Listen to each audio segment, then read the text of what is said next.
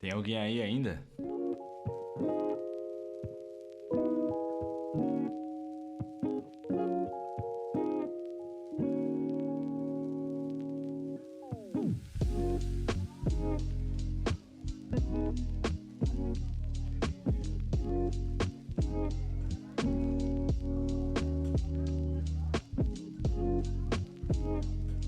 Salve galera, Álvaro aqui começando mais um vídeo pra você que é designer, se você é novo por aqui. O meu nome é Álvaro e neste canal a gente fala sobre o UX Design e carreira. Já faz tanto tempo que eu não posto um vídeo aqui no canal que eu falei, pô, tenho que dar uma satisfação lá pra vocês. Recebi várias mensagens perguntando se eu tô bem, perguntando o que aconteceu, perguntando por que eu sumi um pouco, por que eu parei de fazer os vídeos e até sair um pouco do Instagram. E a ideia desse vídeo é eu contar um pouquinho pra vocês o que aconteceu na minha vida nos últimos meses. Muita mudança relacionada à minha própria carreira, mas além disso, responder algumas das perguntas que eu abri uma caixinha de perguntas lá no Instagram. Então vamos lá, vamos direto ao ponto. Por que eu parei de produzir conteúdo aqui pro YouTube, até lá pro Instagram? O que aconteceu nesse meio tempo? Bom, acho que todos vocês devem saber, ou ao menos vocês devem imaginar, que eu não sobrevivo do YouTube. O YouTube pra mim sempre foi uma maneira de me comunicar com vocês aí no Brasil, uma maneira, sei lá, de compartilhar o meu ponto de vista, um pouquinho sobre carreira internacional, mas além disso sempre foi um hobby também. E eu acho que eu cruzei uma linha muito perigosa e foi aí que as coisas começaram a mudar. O YouTube ele parou de ser um hobby e passou a ser quase que como uma segunda ou terceira ou quarta profissão. Por que eu tô falando isso? Eu comecei a receber vários contatos de várias pessoas, de várias empresas que queriam anunciar aqui no YouTube. No começo, óbvio, isso foi muito maravilhoso pra mim. Isso fez muito bem, até pro meu ego, sendo bem honesto, porque eu tô produzindo conteúdo aqui pro YouTube já fazem vários anos e sempre falando sobre design e carreira, e a gente sabe que hoje em dia conteúdo educacional, conteúdo falando sobre design, falando sobre qualquer tipo de carreira, ele não é tão bem visto assim. E foi aí que as coisas começaram a cair um pouco no YouTube aqui pra mim, no sentido de eu parei de sentir tanta vontade de produzir conteúdo, porque eu sempre tinha essa pressão de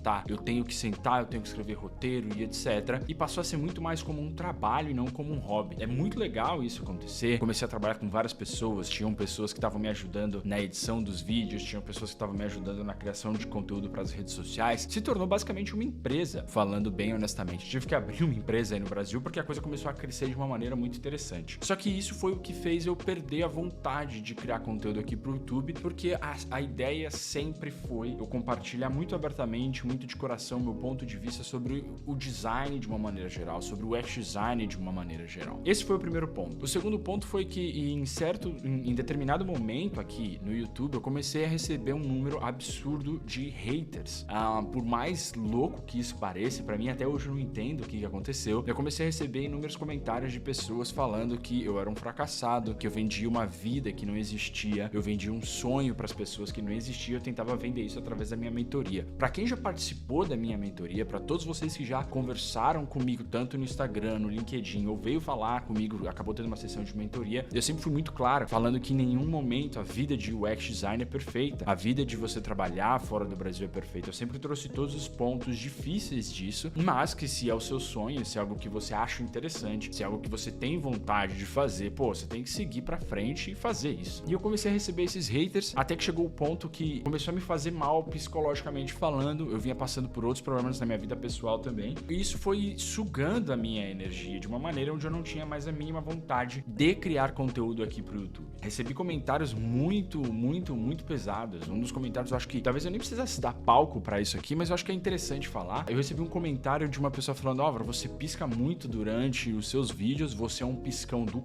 e você deveria procurar um médico, mas de uma maneira muito ofensiva. E todos somos seres humanos, todos nós temos pontos fracos e pontos fortes e dificuldades e o que for, e não é fácil você lidar com isso. E eu não soube lidar, ou na verdade eu sabia como lidar, porque eu simplesmente parei de produzir conteúdo aqui pro YouTube. Esse é o segundo ponto. Adicionando algo mais a isso, as pessoas falando: Álvaro, você é um fracassado, você não consegue nem lançar um curso. Olha esse produtor de conteúdo que animal, ele lançou um curso dessa ferramenta, ele tá ganhando muito dinheiro, olha você fazendo esses seus videozinhos aí falando sobre carreira, você nunca vai chegar a lugar nenhum. E eu me perguntei aonde eu quero chegar com esses vídeos. Eu acho que pra quem me conhece há bastante tempo, pra quem assiste os vídeos aqui no YouTube há bastante tempo, sabe que antes de fazer vídeos sobre design, eu sempre compartilhei um pouco do meu estilo de vida. Já são 10 anos que eu moro fora do Brasil. Eu já passei por muita coisa. Eu acho que quem me conhece há mais tempo, quem já viu os vídeos aqui no canais mais antigos, já sabe que eu já passei por muita coisa difícil, coisas que muitos de vocês às vezes nem imaginam em relação a visto, visto, trabalho e etc, mas não é nem o intuito desse vídeo aqui. E eu parei pra pensar, tá, onde eu quero chegar, porque eu não quero ficar lidando com esse tipo de comentário, eu quero criar conteúdo de fato pra ajudar as pessoas a iniciar uma carreira fora do Brasil, mas além disso, tudo virou muito automático. Eu sentava aqui na frente do computador, eu falava sobre design, mandava pro editor, o editor editava, eu olhava, eu postava, eu mandava pra alguma marca provar e ponto final. E não era isso que eu queria. Todos os vídeos que eu fiz aqui anteriormente eram os vídeos que realmente me davam tesão de falar sobre design. Eu trazia uma pegada um pouco mais artística e eram os vídeos que realmente me davam tesão de produzir. Eram basicamente vídeos de vlog. Eu parei pra pensar que tipo de vídeo eu assisto no YouTube hoje. E os vídeos que eu assisto hoje no YouTube são vídeos de vlog onde as pessoas mostram o estilo de vida delas, mas ao mesmo tempo elas falam sobre carreira. Então eu gosto de ver muitos vídeos desses de, por exemplo, um dia na vida de um founder de startup, um dia na vida de um designer em Nova York, por exemplo, onde a pessoa ela traz uma pegada mais artística, vamos dizer assim, mas além disso ela compartilha conteúdo, ela explica um pouco sobre a vida dela também. O meu plano pro YouTube, e honestamente eu nem sei se isso vai vir a acontecer, começar a trazer vídeos com uma pegada um pouco mais artística, se a gente pode dizer isso. Hoje, nesse vídeo de hoje, talvez vocês tenham visto que eu coloquei ali algumas imagens de Zurich e etc. E a minha ideia é talvez não só gravar aqui, mas gravar mais na rua, gravar mais o meu dia como designer, gravar mais o meu estilo de vida aqui em Zurich. Tomando muito cuidado, óbvio, porque eu não quero compartilhar minha vida 100% aqui, eu não quero compartilhar minha vida pessoal, porque não é esse o intuito do canal. O intuito do canal sempre foi falar sobre design. De tudo isso dito, chegamos ao último ponto, que na verdade são 2 pontos em um, que é o ponto mais difícil de lidar, que pra mim é o ponto mais complicado, que é bem relacionado à minha vida pessoal. Como vocês talvez saibam, eu me mudei de país faz basicamente 1 ano. Tava morando em Barcelona e depois de 7, 8 anos quase morando lá, eu me mudei pra Zurich, na Suíça. Existem vários pontos positivos, mas também existem vários pontos negativos que, de alguma maneira, eles sugam a sua energia. A partir do momento que você muda de país, você tem inúmeras coisas que você tem que levar em consideração. Você tem que levar em consideração coisas como o idioma, coisas como, sei lá, você tem que buscar uma casa, você tem que encontrar a sua vida. Agora, essa é a minha casa, eu consegui organizar finalmente um espaço para gravar uns vídeos para vocês. Mas além disso, nesse processo que já não é fácil, eu tive uma transição de trabalho também. Eu vim para Zurich para trabalhar para uma startup. Infelizmente, as coisas não ocorreram como esperado, tanto para mim quanto para eles, e eu acabei me desligando dessa empresa e eu entrei em todo esse processo de buscar trabalho. Então é muito interessante também esse ponto, porque às vezes vocês veem aí muito criador de conteúdo que mora fora do Brasil, às vezes designers também, eles vendem aí a vida perfeita, a carreira perfeita, e ninguém compartilha os problemas com vocês. É óbvio que a ideia de criar conteúdo é inspirar pessoas, e talvez por isso as pessoas não compartilhem tantos problemas, mas sim existem problemas, e aqui eu deixo esse breve comentário, né? Eu passei por uma transição de empresa, basicamente junto com uma transição de país. Então foi uma barra muito difícil para segurar, uma barra muito difícil para segurar sozinho. Além da minha vida, eu tenho outras responsabilidades. Comecei a me envolver em outros projetos também que não são relacionados a design. Então tudo isso é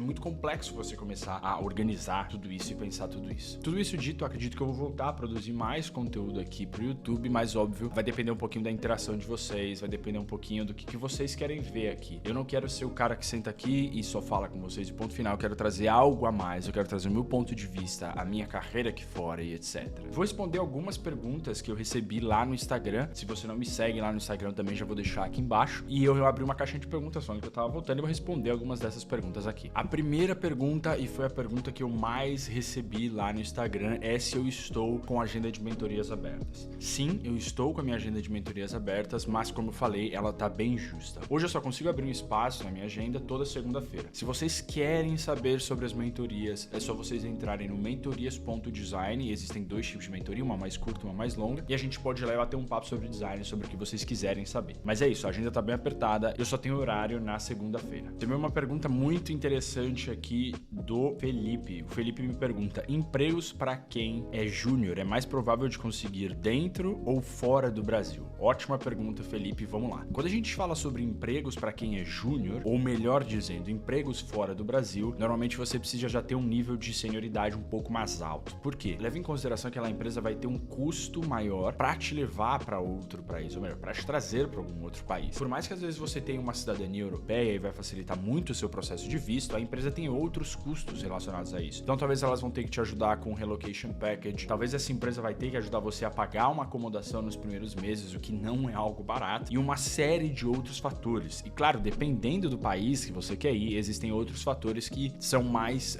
levados em consideração. Por exemplo, se você quiser vir para a Suíça sem uma cidadania europeia, é muito difícil, porque a Suíça é um país extremamente fechado e eles falam, tá, primeiro de tudo vamos tentar encontrar alguém na Suíça. Depois disso, vamos tentar encontrar alguém na Europa. Se dentro da Suíça e dentro da Europa eles não encontraram alguém, eles podem dar entrada em um processo de visto para você vir para cá. É óbvio que existe muita competição entre designers para conseguir vaga dentro da própria Europa, mas é um processo um pouco mais complicado. O que eu sempre recomendo para designers que estão iniciando na carreira e querem iniciar uma carreira fora do Brasil? Primeiro de tudo, ganhe uma experiência do Brasil. Depois de 2, 3 anos trabalhando no Brasil, onde você já sabe como trabalhar em equipe, onde você já tem um portfólio legal, com projetos legais, com empresas legais, você começa a se candidatar para vagas fora do Brasil. Isso com certeza vai te dar uma oportunidade muito maior de você conseguir um emprego aqui fora. Pô, uma pergunta muito legal do Cid, nosso querido amigo do Passaporte UX. Inclusive, se você não segue ele no Instagram, por favor, vá lá, siga Cid, parceirão lá de Barcelona. Ele tá perguntando aqui, para eu comparar a minha experiência entre Barcelona e Suíça. Olha, sendo muito sincero, como eu falei no começo do vídeo, esse meu primeiro ano aqui foi muito complicado quando a gente fala sobre carreira, né? Eu passei por momentos bem difíceis. Mas o que eu tenho visto até o momento? Zurique, e a Suíça é um país... Zurique, né? A cidade de Zurique, e além disso a Suíça, é um país muito pequeno. O que isso quer dizer? Que a quantidade de vagas que você encontra aqui é infinitamente menor do que as vagas que você encontra em Barcelona. Sendo bem direto e dando um exemplo mais prático, quando eu estava em Barcelona, eu basicamente não tinha medo de ficar desempregado, porque eu sabia que existiam muitas oportunidades e além disso, eu já estava em Barcelona há 7 anos, então eu conhecia muita gente, eu não tinha esse medo de ficar sem emprego, porque eu sabia, tá, se acontecer alguma coisa na empresa que eu tô trabalhando, ou se eu decidir que eu quero uma vaga nova, um emprego novo, vai ser relativamente fácil. E eu aqui na Suíça, em Zurique mais especificamente, eu não tenho essa sensação. Eu tenho, honestamente, um medo de perder o meu emprego por inúmeros fatores. Primeiro que o custo de vida aqui é infinitamente mais alto e etc. Mas além disso, porque o mercado ele é muito mais fechado, existem poucas vagas e, claro, tudo isso depende de onde você quer trabalhar. Na Espanha existe muito mais essa cultura de startups e empresas menores, enquanto aqui na Suíça existem sim startups, empresas menores, empresas mais criativas, mas a grande maioria das empresas que existem aqui são empresas mais corporativas, onde você vai trabalhar, sei lá, em banco,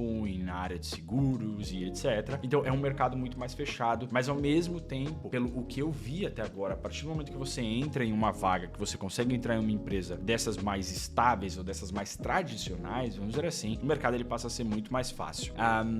Acho que eu consegui resumir um pouco aí. E para finalizar, temos uma pergunta bem legal aqui da Ana, que é: que faculdade fazer para entrar na área de UX Design? Muitas pessoas vão falar para vocês, e aí vem mais uma vez esse sonho que todo mundo vende na internet, que não sei qual empresa não tá pedindo mais faculdade, não sei quem não fez faculdade conseguiu se colocar no mercado e etc. Primeiro de tudo, eu defendo você fazer sim uma faculdade, independente dela qual seja, porque a faculdade ela te ensina e ela te educa de uma maneira muito interessante. O segundo ponto é, se você quer trabalhar como UX designer, se você quer trabalhar como UX UI designer, no meu ponto de vista, é mais interessante você fazer uma faculdade de design, seja essa faculdade de design gráfico, design digital, por exemplo. Eu sou formado em design gráfico, com os anos eu acabei me especializando e fazendo outros cursos mais focados em UX design, em digital design, e também a minha carreira ela sempre foi meio que guiando para esse lado digital. Se você quer começar a sua carreira, se você quer iniciar a sua carreira como UX designer, não necessariamente você precisa fazer uma faculdade, isso já é dito e eu já falei isso em vários vídeos aqui, mas eu, Álvaro, sempre vou recomendar sim você fazer uma faculdade. E se for para escolher uma faculdade, eu te aconselharia a fazer uma faculdade de design digital, por exemplo, ou design gráfico, até mais focado em design digital, que eu acho que já vai estar mais perto da área de UX design. Então é isso, galera, espero que vocês tenham gostado desse vídeo. É um vídeo de volta, eu abri meu coração aqui pra vocês, falando um pouquinho o que aconteceu, por que eu parei de produzir conteúdo aqui pro canal. Se ficou alguma dúvida, pô, deixa aqui nos comentários. Se você quer me xingar, igual muitos já fizeram aqui, pode xingar aqui nos comentários também. Mas é isso, desejo pra vocês uma boa semana, um bom 2024. Eu acredito que eu vou fazer ainda o vídeo de como se tornar UX designer em 2024. A gente tá chegando no finalzinho de fevereiro, ainda dá tempo, que é basicamente um guia que eu sempre faço aqui nos últimos 3, 4 anos, falando sobre como se tornar. Aguardem que esse vídeo deve sair muito em breve. Desejo pra vocês uma boa semana, como sempre, um forte abraço e até a próxima. Valeu!